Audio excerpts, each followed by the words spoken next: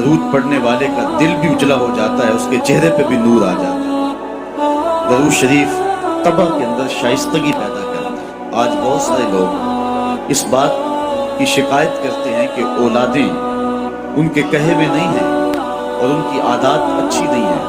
اگر آپ چاہتے ہیں کہ ان کی طبع میں شائستگی اور جمال پیدا ہو جائے اور ان کی عادات میں حسن اور نکھار آ جائے تو ان کو درود کی تسبیح دو۔ نتیجہ کیا ہوگا کہ ان کی عادتیں خود بخود سنورنا شروع ہو جائیں اور آپ چند دنوں کے اندر دیکھیں گے اور ایک اچھے اور پاکیزہ انسان کی صورت میں نشو و نما پا رہے ہیں۔ درود شریف انسان کی صلاحیتوں کو جلا بخشتا ہے، انسان کو ذکاوت، ذہانت اور اس کو فہم و ادراک کی دولتوں سے مالا مال کرتا ہے۔ درود شریف کی یہ تاثیر بھی ہے کہ اس سے زبان میں اثر اور رس آ جاتا ہے۔ کسی نے اقبال سے پوچھا تھا کہ تیرے شعروں میں یہ شہد کہاں سے آ گیا؟ جو سخنور ہیں وہ جانتے ہیں کہ غالب کو اقبال سے بڑا شاعر سمجھا گیا ہے، جو حسن اور جو معاملہ بندی تغزل میں اور تراکیب کے استعمال میں جو حسن وہاں پایا جاتا ہے وہ اسی کا جو ہے وہ خاصہ ہے، لیکن جو عزت، جو تکریم اور جو شان اقبال کا مقصود ہوئی وہ غالب کا مقدر نہ ہو سکی۔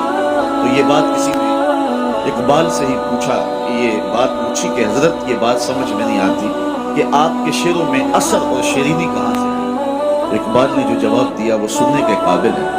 کہنے لگے کہ میں نے 1.25 کروڑ مرتبہ حضور پہ درود پڑھا ہے۔ اگر حضور پہ درود و سلام پڑھو گے تو تمہارے لہجے میں رس پیدا ہو جائے گا، تمہارے انداز میں مٹھاس پیدا ہو جائے گا اور تمہاری گفتگو کے اندر شہد گل جائے گا اور تمہاری باتوں کی خوشبو پھیلتی چلی جائے گی۔ درود شریف کی بہت بڑی فضیلت یہ ہے کہ درود پڑھنے والا سب سے زیادہ حضور کی قربت پانے والا ہوتا ہے۔ آقا کریم نے فرمایا قیامت کے دن میرے سب سے نیڑے وہ ہوگا جو سب سے زیادہ میرے اوپر درود پڑھنے والا ہے۔ اور اس دور موجود کے اندر درود ہی تو شناخت ہے اہل حق کی، یہی تو شناخت اور پہچان ہے اہل حق کی۔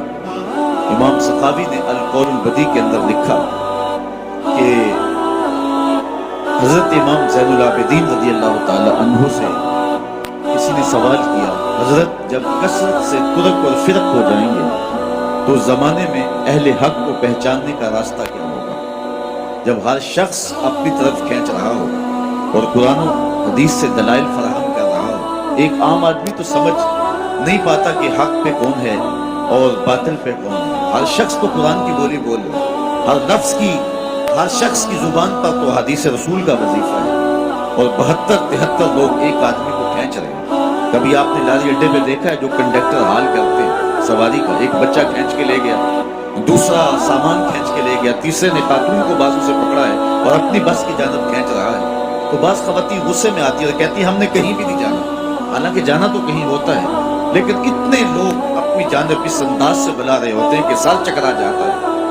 اس طرح لوگ اپنی اپنی جانب دعوت دے رہے ہیں، آواز دے رہے ہیں، بلا رہے ہیں، مختلف ڈھنگ اور مختلف طریقے۔ اس نے مہربانی کی امام زین العابدین سے پوچھا، حضرت جب فرق اور ترک مختلف ہو جائیں گے تو حق کو پہچاننا کس طرح سے ہوگا؟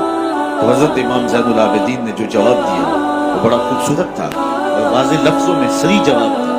فرمانے لگے جو اہل السنہ ہوں گے وہ حق کی راہوں کے مسافر ہوں گے۔ سائل نے دوسرا سوال پوچھا، اگر بہت سارے لوگ اسی عنوان کے ساتھ موجود ہوں، اسی ٹائٹل کے ساتھ ہوں، تو ان میں سے پھر اصلی سنی کو پہچاننے کا طریقہ کیا ہے؟ تو سنو امام زین العابدین نے جواب کیا ملا، جواب کیا دیا، آپ کے سینے میں ٹھنڈ پڑ جائے گی اور یہاں آپ آئے ہیں تو آپ کو اپنے پہ ناز ہوگا۔ حضرت امام زین العابدین فرمانے لگے من علامات اہل سنہ کثرت الصلاۃ علی رسول اللہ صلی اللہ علیہ وسلم۔ اہل سنت کی علامتوں میں سے ایک نشانی یہ ہے کہ وہ کثرت کے ساتھ حضور پہ درود پڑھنے والے ہیں۔